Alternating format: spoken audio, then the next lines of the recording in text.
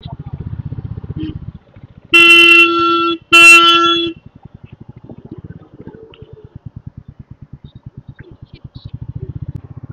রাস্তাটা ওই ভাকুড়ি ঢোকার রাস্তা নয়, ওই সিভিক ছেলেটাই আমাকে ভুলভাল বুঝিয়েছে। দ্য ওয়ান্ডারিং শাটারের নতুন একটি ব্লগে আপনাদের সকলকে স্বাগত জানাচ্ছি। আমরা এবার মোটামুটি আমাদের যাত্রা শুরু করলাম জয় বাবা লোকনাথের নাম নিয়ে। আমরা যাত্রা শুরু করছি পার্ক স্ট্রিট থেকে।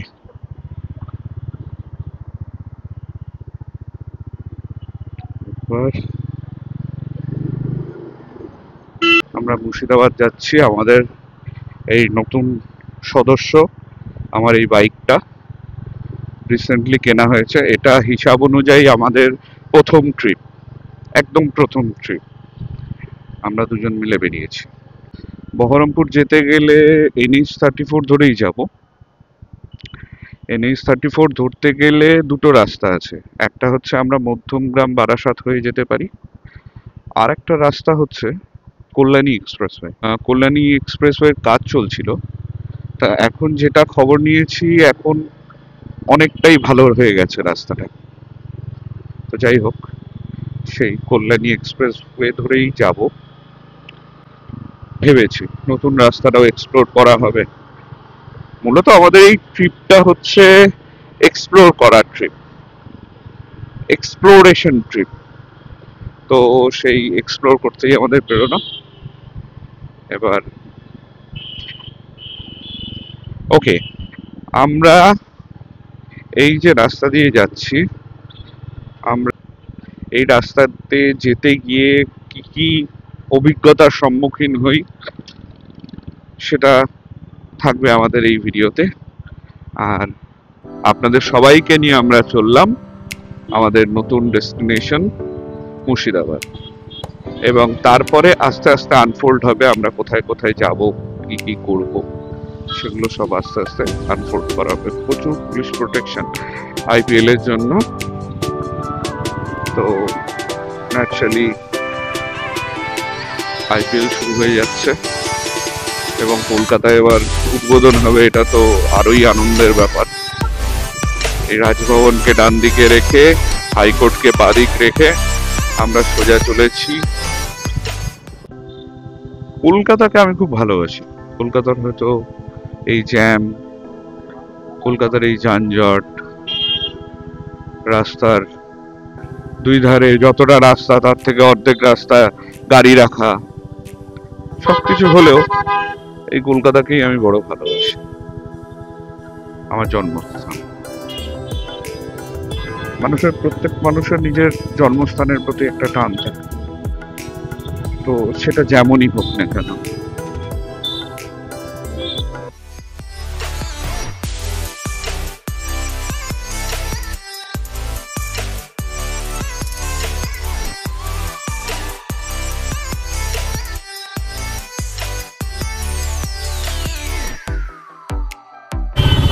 এখানে কোনো একটা প্রোটেস্টেশন চলছে, যার কারণে গাড়িগুলোকে পুরো ঘুরিয়ে দেওয়া হচ্ছে।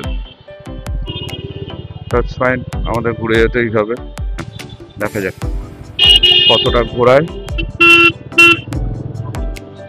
আমি ভাবলাম এই রাস্তাটা ধরে তাড়াতাড়ি বেরোবো।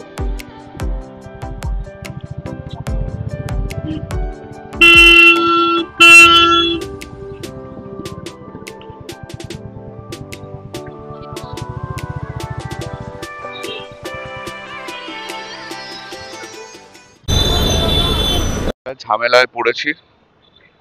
ঝামেলাটা বলতে এই যে এর সঙ্গে একটা যে হ্যান্ডেলটা, ওই দিকের হ্যান্ডেলটা খুলে গেছে, একটু ধাক্কা লেগেছিল, এই অবস্থা হয়ে গেছে। এখন যথারীতি কিছু করার নেই, এখন নিরুপায় হয়ে এই জিনিস বার করলাম। এই জিনিস বার করে এই জিনিস দিয়ে একটু বুদ্ধি করে করে নিতে হলো। তো দোকানও সেরকম কিছু পাচ্ছিলাম না। যাই হোক, যা হলো হলো, এর বাইরে আর কিছু অপশন নেই এই মুহূর্তে। তো যাই হোক, এটা একটা অভিজ্ঞতা, আর কিছুই না। ঝামেলা ঝঞ্ঝাটের পরে অবশেষে শ্যামবাজার পেরিয়ে এখন এই বিটি রোডে উঠবো বলে দাঁড়িয়ে আছি।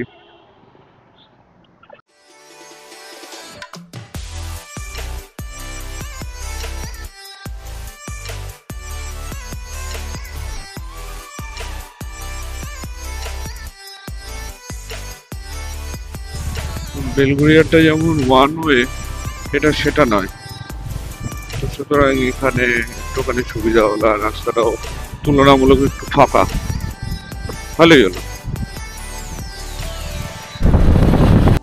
এই সামনে এক্সপ্রেসওয়ে দেখতে পেয়ে গেছি, এবার এই মুড়াগাছা, রাইট, এবার এখান থেকে বাদিক নেব সোজা মধ্যমগ্রাম। ও, এই এক্সপ্রেসওয়ে পেলে গাড়ি চালাতে ভালো লাগে। জয় বাবা লোকনাথ, চলো।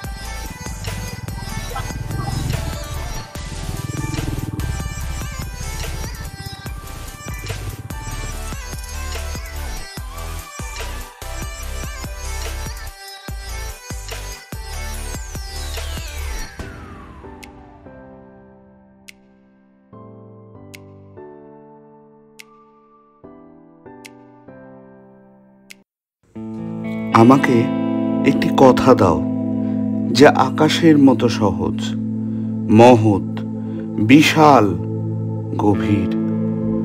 সমস্ত ক্লান্ত হতাহত গৃহবলী ভুক্তের রক্তে মলিন ইতিহাসের অন্তর ধুয়ে চেনা হাতের মতন।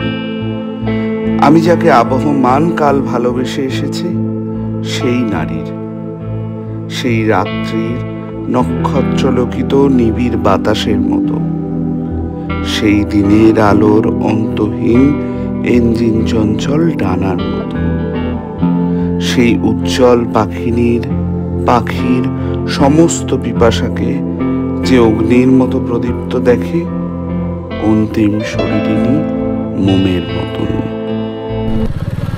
আমরা অলরেডি চলে এসেছি এ পর্যন্ত, কাঁচাপাড়া। এবার কাপা মোড় থেকে বাদিক নেব, নিয়ে জাগুলি হয়ে NH-34 গিয়ে মিশবো। তবে যে মারাত্মক ব্যাপারটা হচ্ছে, এই ব্রিজগুলো যেগুলো করেছে না, ফ্যান্টাস্টিক ফ্যান্টাস্টিক, কোনো কথা হবে না। এই ব্রিজ, এই রাস্তা পুরো এই ব্রিজ নিয়ে চলে যাবে একদম সোজা NH-34 বোধহয় মেশাচ্ছে। মানে কি মারাত্মক প্রজেক্ট করেছে, ভাবা যায় না। জাস্ট এই জায়গার মানে ভ্যালু অনেক বেড়ে গেল, অনেক বেড়ে গেল।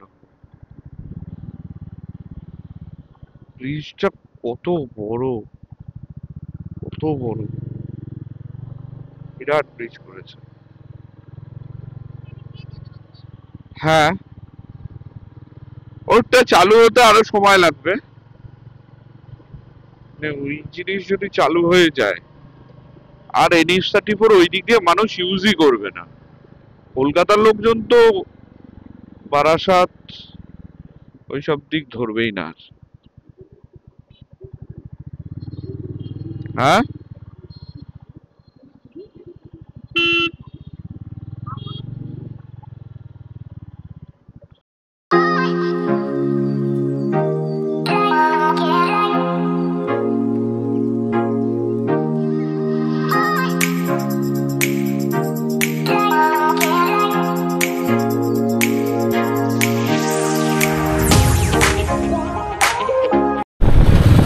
অবশেষে আমরা NH-34 এ উঠছি। ফাইন।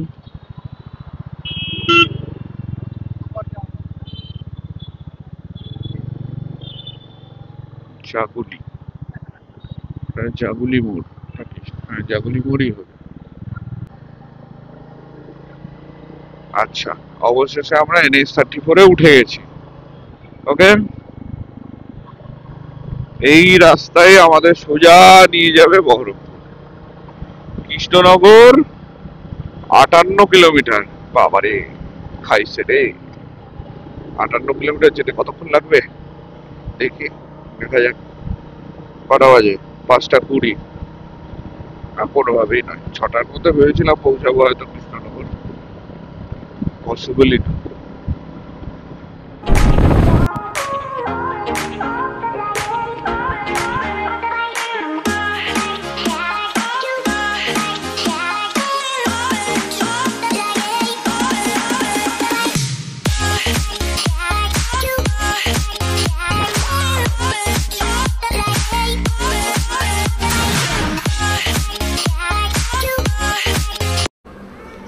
নগরে আমরা একটু দাঁড়িয়েছিলাম, দাঁড়ানোর পরে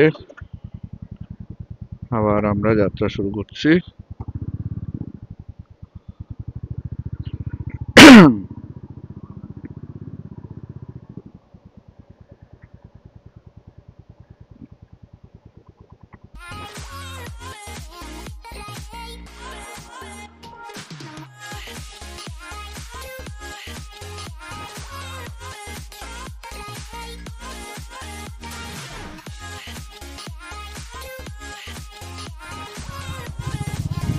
আচ্ছা, আমরা অলরেডি বেলডাঙা তো পেরিয়ে গেছি, বেলডাঙার পরে ভাবতাও পেরিয়ে গেছে। ভাবতা পেরিয়ে এবার সারগাছি ঢুকবো। এখন ভাবতা আর সারগাছির মাঝখানে আছি।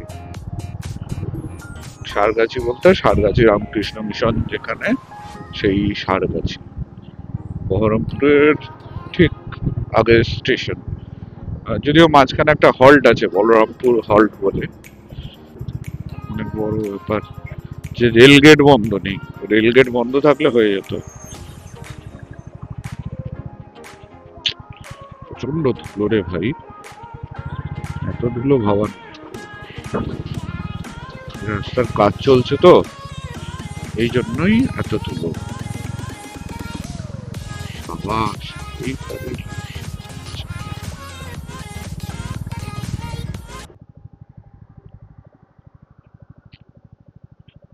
বহরমপুর যাওয়ার এটাই তো। ও ভাই, বহরমপুর যাওয়ার এটাই তো। আচ্ছা, আগে এইটা হাই রোড ছিল অদ্ভুত ভাবে, এখন ভাবলে তাজ্জব বনে যায়। এই রাস্তাটা মনে হচ্ছে পাড়ার গলি। হ্যাঁ, মানে গ্রামের রাস্তা ঢুকলো আর কি, এরকম একটা ব্যাপার। কি জানি, আমি জানি না। অথচ এইটা একটা সময় মানে প্রাণচঞ্চল রাস্তা ছিল। হ্যাঁ, না না, এই রাস্তা নতুন হয়েছে। এই এই রাস্তাটা তো এরকম ছিল না। এই না তো।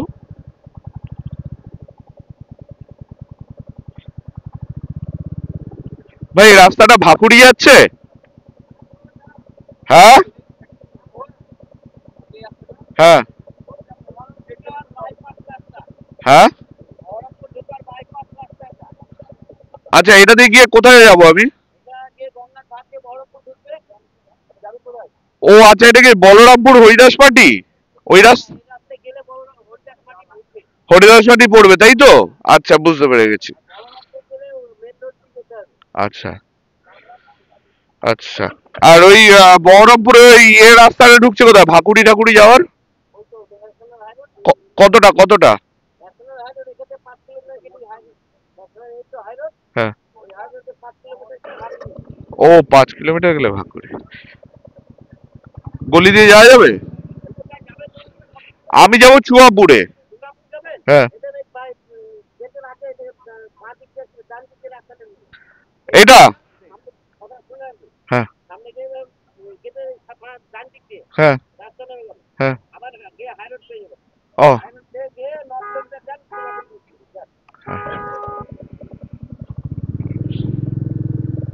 ও না, এই রাস্তা এরকম না। ভদ্রলোক বলেছে যখন, রাস্তা উল্টোপাল্টা হবে না। হ্যাঁ, সাধু লোক, সাধু বান্দা। না, আমি না, একটু ভুল করেছি এতদিন পরে তো।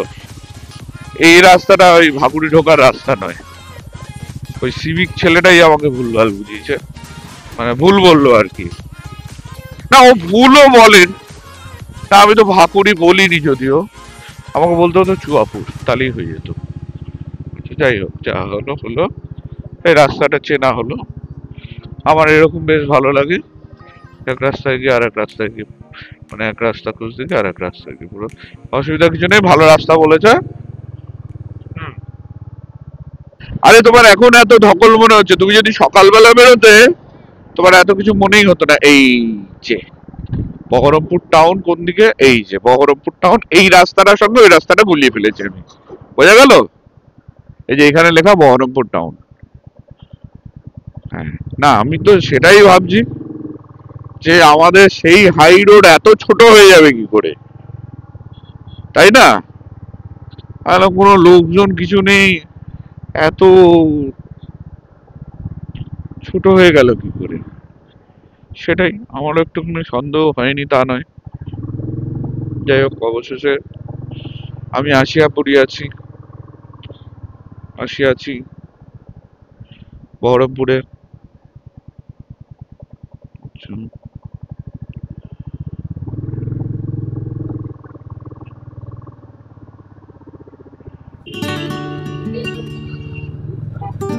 এই আসলাম বহরমপুর, ছোটবেলার জায়গা সব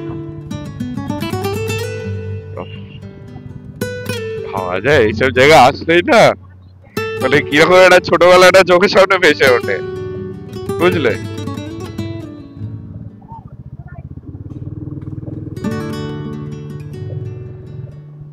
এইখানে ভাবি গাড়ি চালানো শিখেছিল। এই বাড়িটা আমি সংস্কৃত পড়তাম, বুঝলে? এই বাড়িটায় সংস্কৃত পড়তাম। ই বাবা, এটা কিরকম করে দিয়েছে! আগে পুরো ডোবা ছিল, এখন পার করে দিয়েছে আই লাভ ভাকুড়ি ওয়ান।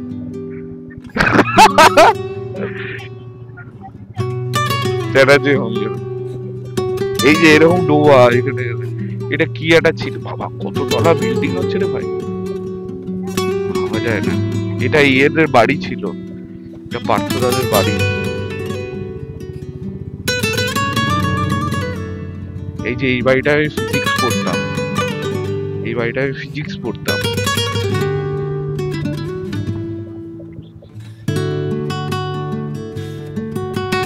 আর ফিজিক্সের ক্লাস বাঙ্ক করে আমি রাজা আর সুদীপ তো একটা ছেলে ছিল, তিনজনে মিলে গাড়িতে করে ঘুরে বেড়াতাম রাজার বাইকে।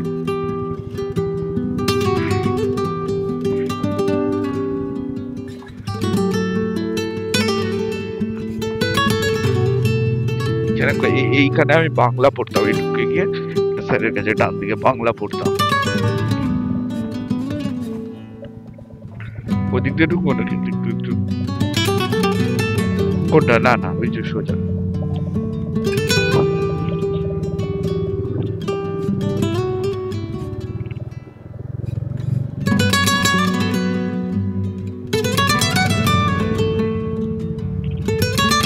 এই যে আমাদের বাড়ি।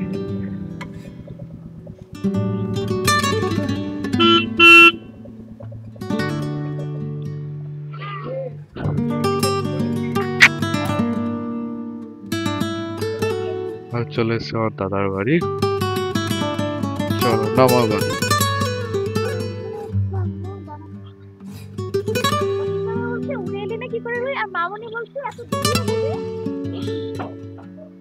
না না, সাত গাছি বলছি না।